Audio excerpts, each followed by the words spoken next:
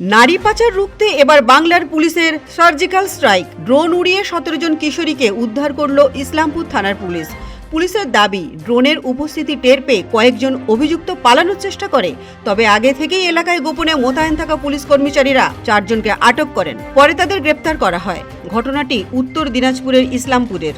প্রশাসন সূত্রে জানা যায়, গতকাল রাতে পুলিশের কাছে খবর যায় বিহার সহ অসম ও গুজরাট থেকে একাধিক নাবালিকাকে পাচার করে চম্পাপাক এলাকার নিষিদ্ধ পল্লীতে লুকিয়ে রাখা হয়েছিল।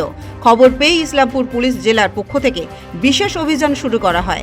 অভিযানে প্রথমবার ড্রোন ব্যবহার করে গোটা এলাকায় নজরদারি চালানো হয়। পুলিশের দাবি, ড্রোনের উপস্থিতি টের পেয়ে কয়েকজন অভিযুক্ত পালানোর চেষ্টা করে। তবে আগে থেকেই এলাকায় গোপনে মোতায়েন থাকা পুলিশ কর্মচারীরা 4 জনকে আটক করেন ও পরে তাদের গ্রেপ্তার করা হয়। ইসলামপুর পুলিশ জেলার পুলিশ সুপার রাকেশ সিং বলেন, এটি পুলিশের একটি বড় সাফল্য। প্রাথমিক তদন্তে একটি বড় মানব পাচার চক্রের যোগসূত্র মিলেছে বলে মনে করা হচ্ছে।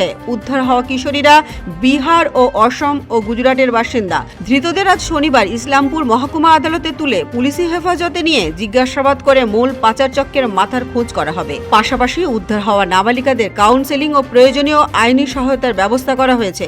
ঘটনা তদন্ত শুরু করছে পুলিশ। মানব পাচার চক্রের সঙ্গে জড়িত বাকি সদস্যদের খোঁজে তল্লাশি চলছে। পাশাপাশি ভবিষ্যতে এ ধরনের অপরাধ রুখতে সীমান্তবর্তী এলাকার নজরদারি আরও জোরদার করা হয়েছে বলে জানিয়েছে পুলিশ। ব্যুরো রিপোর্ট, পূবের কলম ডিজিটাল।